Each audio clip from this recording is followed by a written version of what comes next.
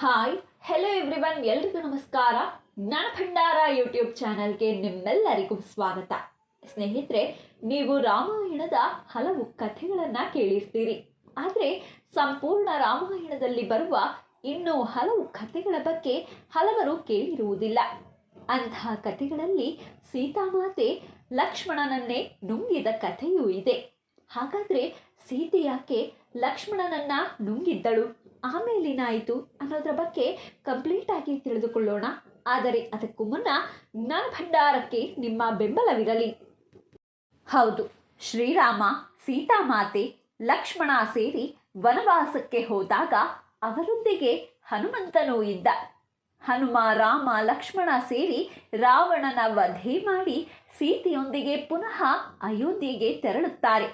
ಆ ದಿನ ಅಯೋಧ್ಯೆಯಲ್ಲಿ ದೀಪಾಲಂಕಾರ ಮಾಡಿ ಹಬ್ಬವನ್ನ ಮಾಡಲಾಗಿತ್ತು.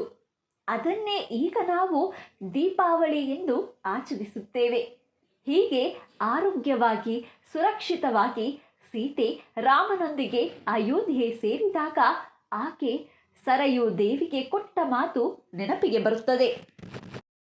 ಸೀತೆ ಮತ್ತು ಶ್ರೀರಾಮ ಸುರಕ್ಷಿತವಾಗಿ ಅಯೋಧ್ಯೆಗೆ ಬಂದರೆ ತಾನು ಸರಯೂ ದೇವಿಗೆ ಪೂಜೆ ಸಲ್ಲಿಸುತ್ತೇನೆ ಎಂದು ಹೇಳಿರುತ್ತಾಳೆ. ಹಾಗಾಗಿ ಲಕ್ಷ್ಮಣನನ್ನ ಕರೆದುಕೊಂಡು ಸೀತೆ ಮತ್ತು ಹನುಮ ಸರಯೂ ನದಿ ದಡಕ್ಕೆ ಹೋಗುತ್ತಾರೆ. ಅಲ್ಲಿ ಸರಯೂ ದೇವಿಗೆ ಪೂಜೆ ಮಾಡಲು ಒಂದು ಬಿಂದಿಗೆ ನೀರು ಬೇಕಿರುತ್ತದೆ. ಹಾಗಾಗಿ ಲಕ್ಷ್ಮಣ ನೀರು ತರಲು ನದಿಗೆ ಹೋಗುತ್ತಾನೆ. ಆದರೆ ಅಲ್ಲಿ ಅಘಾಸುರ ಎಂಬ ರಾಕ್ಷಸ ಪ್ರತ್ಯಕ್ಷನಾಗುತ್ತಾನೆ. ಅವನು ಲಕ್ಷ್ಮಣನನ್ನ ಸಂಹಾರ ಮಾಡಲು ಮುಂದಾಗುತ್ತಾನೆ. ತಕ್ಷಣ ಬಿಲ್ಲಿಗೆ ಬಾಣವನ್ನ ಹೂಡಿದ ಲಕ್ಷ್ಮಣ ರಾಕ್ಷಸನತ್ತ ಗುರಿ ಇಡುತ್ತಾನೆ.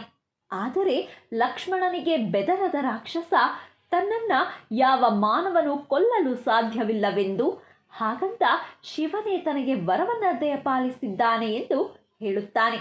ಅಲ್ಲದೆ ನಿನ್ನನ್ನು ಈಗಲೇ ತಿಂದು ನನ್ನ ಹೊಟ್ಟೆ ತುಂಬಿಸಿಕೊಳ್ಳುತ್ತೇನೆ ಎಂದು ಘರ್ಜಿಸುತ್ತಾನೆ. ಅಘಾಸುರ ಲಕ್ಷ್ಮಣನನ್ನು ತಿನ್ನಲು ಬರುತ್ತಿದ್ದನ್ನ ದೂರದಿಂದಲೇ ನೋಡಿದ ಸೀತೆ ಓಡಿ ಬಂದವಳೆ ರಾಕ್ಷಸನಿಂದ ರಕ್ಷಿಸಲು ತನ್ನ ದೈವಿಕ ಶಕ್ತಿಯನ್ನ ಬಳಸಿ ಲಕ್ಷ್ಮಣನನ್ನ ನುಂಗಿಬಿಡುತ್ತಾಳೆ. ಸೀತೆ ಲಕ್ಷ್ಮಣನನ್ನ ನುಂಗಿದ ಬಳಿಕ ಅವರಿಬ್ಬರೂ ನೀರಾಗುತ್ತಾರೆ. ಈ ದೃಶ್ಯವನ್ನ ಹನುಮಂತ ನೋಡುತ್ತಾನೆ ಮತ್ತು ಆ ನೀರನ್ನ ಬಿಂದಿಗೆಗೆ ತುಂಬಿಸಿ ರಾಮನ ಬಳಿ ಬಂದು ಎಲ್ಲ ವಿಷಯವನ್ನ ಹೇಳುತ್ತಾನೆ. ಆಗ ರಾಮ ಅಘಾಸುರನಿಗೆ ಶಿವನ ವರವಿದೆ, ಹಾಗಾಗಿ ನಾನು ಅವನ ವಧೆ ಮಾಡಲಾಗುವುದಿಲ್ಲ. ಅವನು ಸಾಯಬೇಕು ಅಂದರೆ ಸೀತೆ ಮತ್ತು ಲಕ್ಷ್ಮಣ ಸೇರಿ ಒಂದು ತತ್ವವಾಗಬೇಕು. ಹಾಗಾಗಿ ಅವರಿಬ್ಬರು ಜಲವಾಗಿದ್ದಾರೆ. ನೀನು ಅವರನ್ನ ಈ ಬಿಂದಿಗೆಗೆ ತುಂಬಿಸಿದ್ದೀಯ. ಈಗ ಈ ಬಿಂದಿಗೆಯಲ್ಲಿರುವ ನೀರನ್ನ ಸರಯೂ ನದಿಗೆ ಬಿಡು ಎನ್ನುತ್ತಾರೆ. ರಾಮನ ಅಣತಿಯಂತೆ ನದಿಗೆ ತೆರಳಿದ ಹನುಮ ಬಿಂದಿಗೆಯಲ್ಲಿರುವ ನೀರನ್ನ ಮರಳಿ ನದಿಗೆ ಸುರಿಯುತ್ತಾನೆ. ಅದರಲ್ಲಿನ ಪ್ರಕಾಶಮಾನವಾದ ಚಿಕ್ಕ ಚೆಂಡಿನಂತಹ ವಸ್ತು ದೊಡ್ಡದಾಗುತ್ತಾ ಹೋಗಿ ಪ್ರಖರ ಬೆಂಕಿಯ ಉಂಡೆಯಾಗಿ ರಾಕ್ಷಸನನ್ನ ಸುಟ್ಟು ಹಾಕುತ್ತದೆ.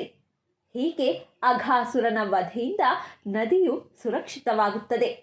ಇದೇ ಸಮಯದಲ್ಲಿ ಸೀತಾಮಾತೆ ಹಾಗೂ ಲಕ್ಷ್ಮಣ ಇಬ್ಬರು ಮತ್ತೆ ಹಳೆಯ ರೂಪ ಪಡೆದು ಪ್ರತ್ಯಕ್ಷರಾಗುತ್ತಾರೆ.